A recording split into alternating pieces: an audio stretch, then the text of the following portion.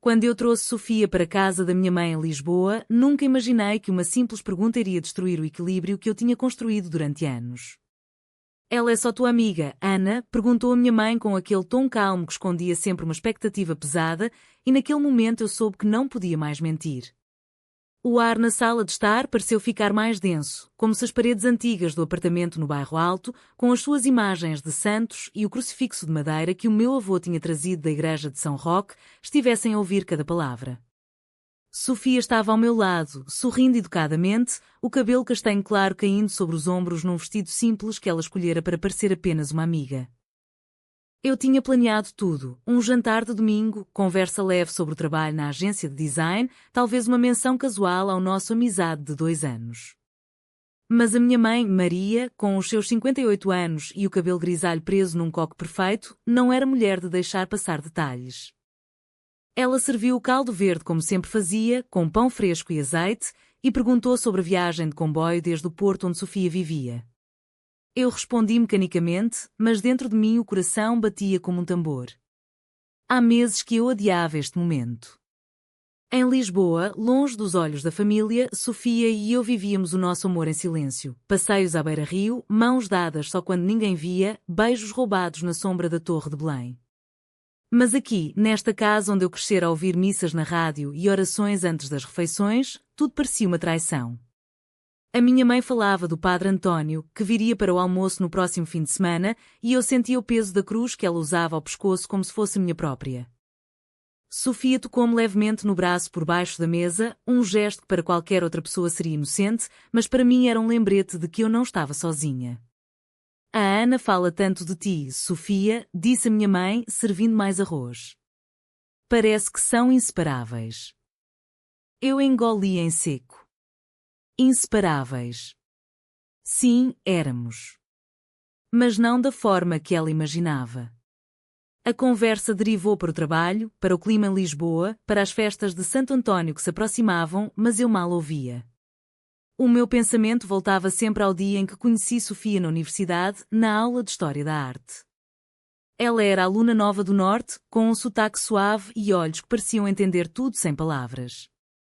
Um café levou ao outro, uma confidência levou a um beijo, e de repente o mundo que eu conhecia, um mundo católico, tradicional, onde as filhas se casavam com rapazes bons e iam à missa aos domingos, deixou de fazer sentido. Agora, aqui nesta sala, com o cheiro a bacalhau no forno e a voz da minha mãe contando histórias da minha infância, eu sentia o abismo abrir-se. "E tu, Sofia, tens namorado?", perguntou ela de repente, como se fosse a pergunta mais natural do mundo. Sofia hesitou, olhou para mim. Eu senti o sangue subir-me às faces. Era agora ou nunca. Mas eu ainda não disse nada. O jantar continuou, as risadas forçadas, as histórias de família. Quando a minha mãe se levantou para trazer a sobremesa, arroz doce com canela, o doce da minha infância, eu percebi que o silêncio que eu mantivera durante tanto tempo estava prestes a acabar. E que nada, depois desta noite, seria como antes. No dia seguinte, enquanto Sofia ainda dormia no quarto de hóspedes que eu tinha preparado para manter as aparências, a minha mãe chamou-me à cozinha. "Ana, filha, eu vejo que estás diferente. Conta-me o que se passa." Eu sentei-me à mesa velha de madeira, as mãos tremendo. As palavras saíram devagar, como se cada sílaba pesasse toneladas. "Mãe, a Sofia não é só minha amiga." Ela parou de mexer o café. O silêncio que se seguiu foi pior do que qualquer grito. "O que queres dizer com isso?", perguntou ela, a voz baixa mas firme. Eu respirei fundo. "Quer dizer que eu a amo. Como se ama um homem, mas é uma mulher. Eu sou lésbica." A palavra saiu como um tiro. A minha mãe deixou cair a colher. Os olhos dela encheram-se de lágrimas, mas não de compreensão, de algo que eu reconheci imediatamente como dor misturada com incredulidade. "Isso não pode ser, Ana. Tu foste criada na fé. Isto é uma confusão, uma tentação do mundo moderno." Eu tentei explicar, mas as palavras pareciam vazias. Ela falou do Padre, da Bíblia, das normas naturais que Deus estabelecera. Eu argumentei com o meu coração, com a felicidade que Sofia me dava. Ninguém estava certo, ninguém errado. Só dois mundos colidindo. A conversa estendeu-se pela manhã toda, até Sofia acordar e se juntar a nós, pálida mas determinada. Eu respeito a sua família, Dona Maria, disse ela calmamente. Mas amo a sua filha. A minha mãe não respondeu. Apenas se levantou e saiu da cozinha. Naquele momento eu soube que o choque inicial era só o começo. O verdadeiro conflito estava prestes a começar e eu teria de escolher entre a verdade e o silêncio que me protegera durante tanto tempo. Os dias seguintes foram um turbilhão silencioso. A minha mãe não mencionava o assunto diretamente, mas o ambiente na casa mudara. As orações antes das refeições tornaram-se mais longas, como se ela estivesse a pedir forças para lidar com a crise. Sofia voltou para o Porto no comboio da tarde, mas prometeu voltar no fim de semana. Eu fiquei em Lisboa, dividida entre o alívio de ter falado e o medo do que viria a seguir. Trabalhava na agência de design no Chiado, mas concentrava-me pouco. Cada e-mail que respondia parecia uma fuga. À noite, ligava para Sofia e conversávamos horas, reconstruindo o que a minha revelação tinha abalado. A tua mãe vai precisar de tempo, dizia ela. Não a julgues demasiado depressa. Mas eu julgava. Julgava a mim mesma também. Tinha crescido a ouvir que o amor entre duas mulheres era pecado, algo que se confessava e se pedia perdão. Agora que o assumira, sentia-me livre e ao mesmo tempo prisioneira da culpa. No sábado, o padre António veio almoçar como planeado. Era um homem de 60 anos, bondoso mas firme nas suas convicções, amigo da família há décadas. A minha mãe preparou bacalhau à Brás e convidou-me a sentar-me à mesa com ele. Eu sabia que era uma armadilha disfarçada de tradição. Ana, a tua mãe contou-me um pouco sobre as tuas dificuldades recentes, disse ele depois do café. Não foi agressivo. Falou com calma, citando Gênesis, o plano de Deus para o homem e a mulher. Eu ouvi, respeitei, mas respondi com o que sentia no peito, que o amor não escolhe género, que Sofia me completava de uma forma que nenhum homem jamais fizera. O padre não me condenou. Disse apenas que a igreja ensinava o amor ao próximo, mas que o matrimónio era sagrado entre homem e mulher. Podes amar quem quiseres, mas não confundas desejo com vocação divina. A conversa não terminou em gritos, mas em lágrimas minhas e num abraço distante da minha mãe. Sofia chegou nesse mesmo fim de semana. Dormiu novamente no quarto de hóspedes, mas à noite, quando a casa adormecia, veio ao meu quarto. Conversámos baixinho, mãos entrelaçadas. Eu não quero que percas a tua família por minha causa, sussurrou ela. Eu respondi que a família não era só sangue, era também escolha. Mas no fundo sabia que estava a mentir a mim mesma. No domingo fomos à missa na sede de Lisboa, como a minha mãe insistira. O órgão soava alto, as velas tremiam. Eu olhava para o altar e sentia o peso de anos de catequese. Sofia ficou ao meu lado, silenciosa. Depois, na saída, a minha mãe apresentou-nos a uma tia velha que murmurou algo sobre modas modernas. O comentário doeu mais do que esperava. À tarde, na sala, a discussão recomeçou. A minha mãe trouxe a Bíblia e leu passagens que eu já conhecia de cor. Eu contra-argumentei com a minha vida real, a depressão que sentira na adolescência tentando ser normal, as noites em que chorava sozinha. Sofia interveio com serenidade, falando da sua própria família no Porto que, embora não religiosa como minha, ainda lutava para aceitar. Não é fácil para ninguém, disse ela. Mas esconder magoou-me mais do que assumir. A minha mãe chorou abertamente. Eu criei-te para seres feliz no caminho certo, Ana. Isto não é felicidade, é confusão. Eu não gritei. Apenas disse que a felicidade não era um caminho único. O debate não teve vencedor. Terminámos exaustos, cada um com as suas feridas. Nessa noite, sozinha na cama, pensei que talvez o amor verdadeiro exigisse perder algo importante. E que eu estava apenas no início dessa perda. O mês seguinte trouxe uma calma perigosa. A minha mãe parou de falar do assunto abertamente, mas o silêncio era uma conversa constante. Telefonemas da tia e do primo chegavam com perguntas veladas. Como está a Ana? Ainda com aquela amiga do Porto? Eu respondia com evasivas, mas sentia o julgamento pairar como névoa sobre o Tejo. No trabalho, contei a uma colega próxima que me abraçou e disse que Lisboa era uma cidade progressista, mas que a família era outra história.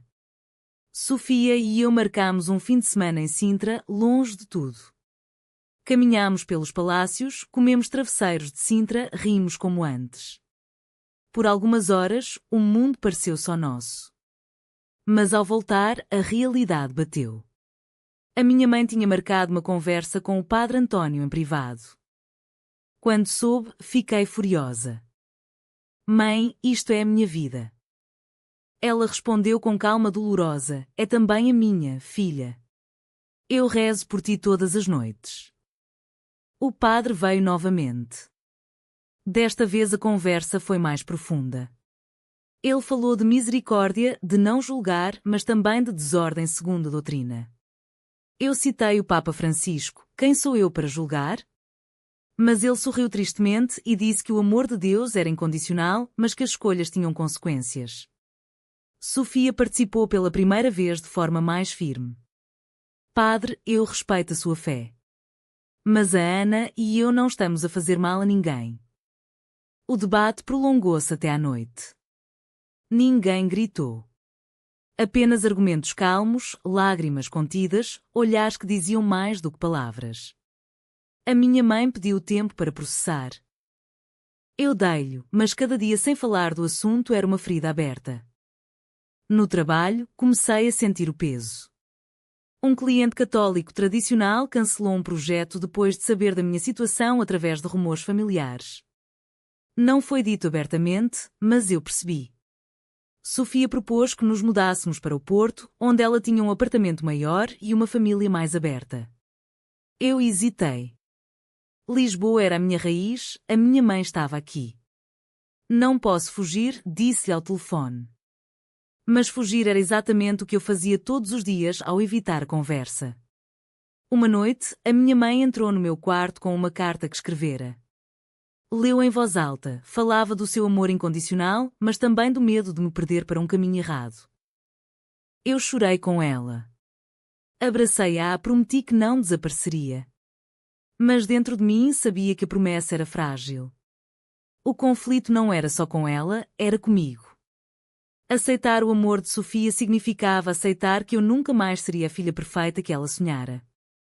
O verão chegou quente e pesado.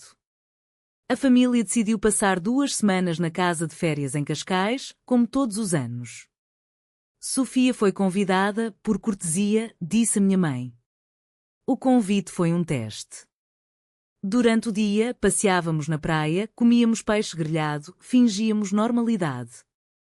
À noite, as conversas na varanda viravam sempre para o mesmo tema. O meu tio, mais conservador, perguntou diretamente: Ana, isto é uma fase ou vais mesmo seguir por aí? Eu respondi com honestidade: é quem eu sou, tio.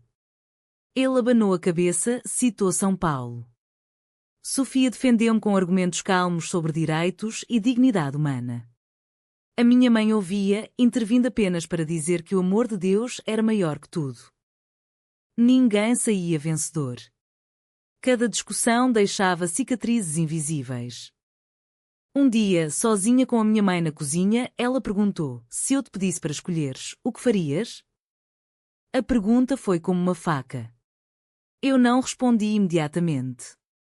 Pensei em tudo, as missas da infância, o cheiro a incenso, as festas de família onde eu era a filha modelo. Pensei em Sofia, no seu riso, no seu apoio inabalável. Eu escolheria ser feliz, mãe. Mesmo que isso magoe. Ela chorou. Eu também. Não foi uma vitória, foi uma rendição mútua ao facto de que o amor e a tradição nem sempre cabiam na mesma mesa. Sofia e eu decidimos fazer uma viagem curta a Fátima, não por devoção, mas por respeito. Lá, perante a imagem da Virgem, eu senti paz pela primeira vez. Não era conversão. Era a aceitação de que a minha fé podia coexistir com o meu amor, mesmo que a Igreja não aprovasse. De regresso a Lisboa, a tensão explodiu. O meu irmão mais novo, que vivia em Londres, telefonou e tomou partido. Deixa a Ana viver, mãe. A discussão familiar via Zoom foi caótica. Palavras duras foram ditas. Eu defendia a minha identidade. A minha mãe defendia a sua visão de família.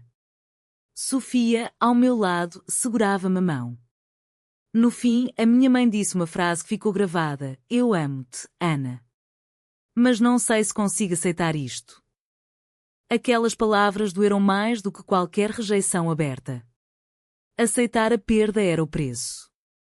Eu comecei a frequentar um grupo de apoio para católicos LGBT em Lisboa, discretamente.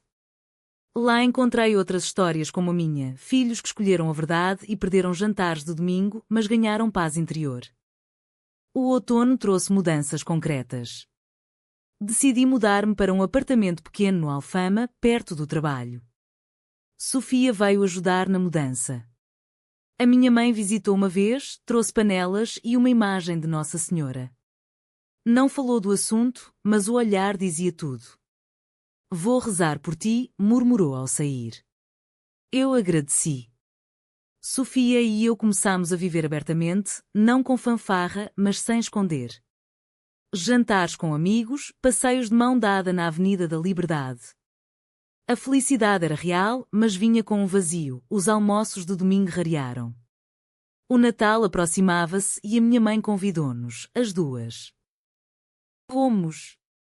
A ceia foi tensa mas civilizada. O padre António também estava presente. Falou de reconciliação. Eu agradeci a tentativa. Mas à meia-noite, quando trocámos prendas, senti que algo se quebrara para sempre. Uma noite de janeiro, a minha mãe telefonou chorando. "O padre disse que talvez eu deva procurar ajuda espiritual para ti." Eu respirei fundo. "Mãe, eu não preciso de cura. Eu preciso de aceitação." A conversa durou horas. Argumentámos sobre livre-arbítrio, sobre o que a Bíblia realmente dizia, sobre o sofrimento que cada escolha trazia. Ela admitiu que tinha medo de me perder para sempre. Eu admiti que tinha medo de magoá-la para sempre. Ninguém ganhou. Mas naquele momento, pela primeira vez, senti que estávamos a falar como iguais, duas mulheres carregando fardos diferentes. Sofia, ao meu lado, ouvia em silêncio. Depois, abraçou-me e disse: "Tu fizeste mais difícil. Agora tens de viver com as consequências." Eu comecei a escrever um diário. Registava cada conversa, cada lágrima, cada momento de dúvida. Percebi que o despertar não era uma vitória contra a tradição, era a aceitação de que eu era responsável pelas feridas que causei e pelas que recebi. O trabalho floresceu, ganhei um projeto grande sobre diversidade em Lisboa. Sofia e eu falávamos de futuro, talvez um dia adotar, talvez viajar. Mas o passado ainda pesava. A minha mãe enviava mensagens esporádicas: "Rezo por ti todos os dias." Eu respondia: "Também te amo, mãe." O amor continuava. Só mudara de forma. 2 anos depois, a vida estabilizara numa nova normalidade. Sofia e eu vivíamos juntas no nosso apartamento com vista para Rio. A minha mãe visitava ocasionalmente, trazendo bolos e conversas cautelosas. Nunca mais discutimos teologia, apenas partilhávamos silêncios e memórias. O padre António reformou-se e enviou-me uma carta gentil desejando paz. Eu continuei a minha fé à minha maneira, missas esporádicas, orações pessoais. O conflito não desaparecera, transformara-se em coexistência frágil. Uma noite de verão, na varanda, Sofia perguntou: "Arrependes-te?" Eu olhei para as luzes de Lisboa e respondi com honestidade: "Arrependo-me de ter magoado minha mãe. Mas nunca de te amar." A família reuniu-se para o aniversário dela. Eu levei Sofia abertamente. Houve abraços, lágrimas contidas, risos forçados. Ninguém estava completamente errado. A tradição dera-me raízes, o meu amor dera-me asas. Mas as raízes doíam quando cortadas.